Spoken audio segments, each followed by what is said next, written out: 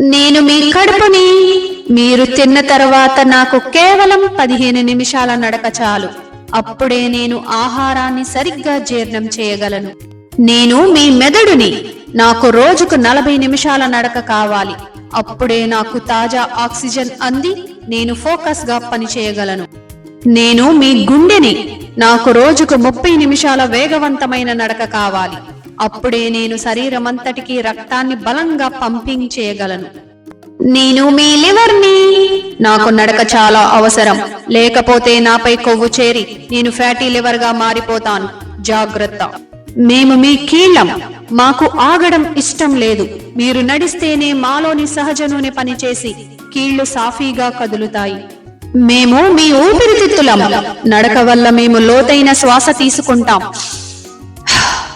దానివల్ల మీ శరీరం మొత్తానికి శక్తి లభిస్తుంది. మేమంతా కలిసి ఒకటే చెబుతున్నాం, నడకే మా ఔషధం.